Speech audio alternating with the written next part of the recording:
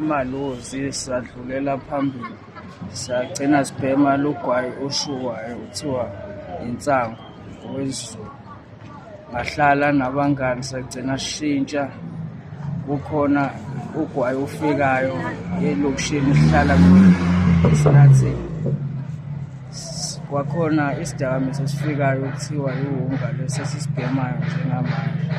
Sangena kuso-ke, waqala wasithengwa oyedwa wethu elokhu esifaka ugwayi, sagcina nathi sibhema logwayi lo, kanti unayo lento ifakiwe phakathi. Sezwa sesiphathwa izisu masilangazelele logwayi, kanti usefake lento kuthiwa yiwunga. Ngabhema yona-ke ngihlala emakhaya, ngagcina sengihluleka ukuphanta emakhaya. Ngagcina-ke sengihlala ethawini-ke ngagcina sengithola omama abadayisa imithi ematsheni. Ngatholwa oyedwa wangithatha nje ngiyihlalele emgaqweni, wathi ucela ngimsize. Wase ngimsiza-ke imali yokubhema-ke logwayi sengiyithola kanjalo ngokuthi ngifukuze ngisebenze kanzima ukuze ngithole lesidakamizwa lesi. Kodwa umbuzo omunye engifuna ukuwubuza, ukhule umuntu onjani? Ukhule ekhaya elinjani? Abazali bekhona, kwenzakalani? Anginayo, uma washona 2014.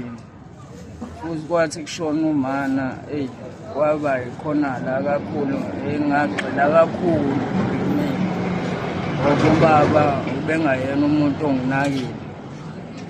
Ngisho ngingakangeni kuzona iy'dakamizwa, ubaba wami kodwa ubengumuntu nje ongasinakile siy'ngane zakhe. Kodwa umuntu okhona onayo imali futhi oshintshanisa ney'moto, ashintshanise nabantu besifazane-ke into ayijwayele. Ugcine kabani esikoleni?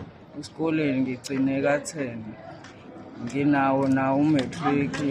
Isitifiketi sami kumanje sikubona abasekhaya bakababa abafuna ukunginika sona ukuthi size ngapha ekhaya bomama.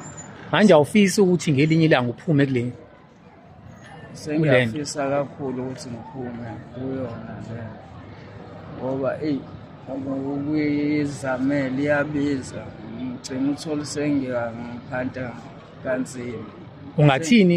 Ungathini kubantu ey'nganeni ezikhulayo manje ukuthi uziqwashise ngalena? Engingayiqwashisa ngako